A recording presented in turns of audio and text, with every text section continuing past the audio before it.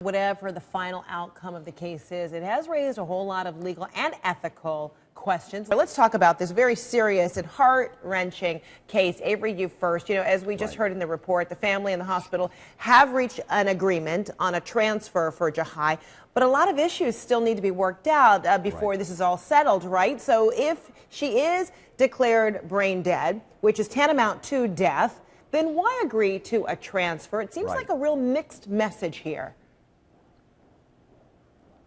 Well, it might be a mixed message to the general public. Legally, however, what it really means is that the hospital says, you want to do this with a dead body, you can do that. Here's the interesting thing, and there's no dispute on this.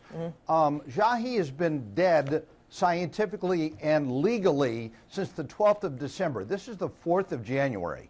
Frederica, after 3 weeks, the brain is dead, the functions are starting to, the organs are starting to deteriorate. Look, there's an American value of religiosity. We get all that, and we can't even imagine the unspeakable suffering of Jahai's mother. But the idea of creating an expectation of prolonging this is just, I think, wrong, and I think, frankly, it's immoral. Legally, they don't have a doctor lined up. They don't have a facility. I mean, if they do, then we'll see what happens. But this is the end of it.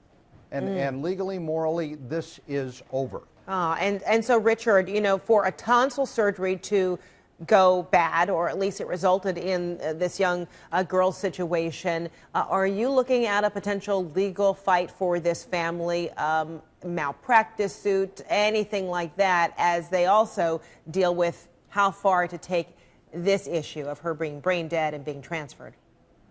I'm sure, Fred, they'll explore every avenue and look into whether or not there was medical malpractice. A young girl goes in for a tonsillectomy, comes out of the procedure, goes into massive cardiac arrest, and then is left in this particular vegetative state. Something went wrong here.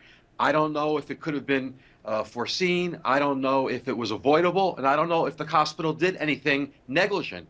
But it is a gut-wrenching case here. It's my understanding that they have made arrangements to have a surgical team come in, remove the ventilator that's in place now, insert a new ventilator and a feeding tube, and take her to another facility.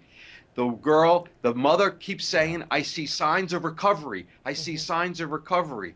There's no sign of recovery here. It's just devastating, and this young girl, unfortunately, has passed. And all of that, despite the fact that a coroner has issued a death certificate. So I wonder, in general, gentlemen, can a family legally challenge, the doctors of the hospital, whether someone is being denied treatment because those doctors have said she is brain dead, there's no hope for her, but the family still believes that more can be done? Avery, what kind of legal recourse does a family have to insist that more medically should be done because they just don't believe that she's dead?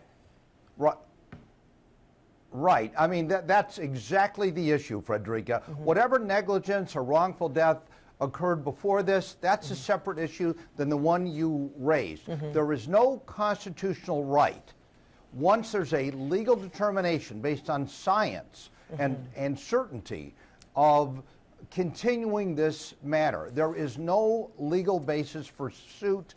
3 lawsuits have been filed in California. Every judge has concluded that the hospital was right in not continuing treatment. So whether there's a basis or not, I think it's a closed case. There is not. Let's see what happens after this.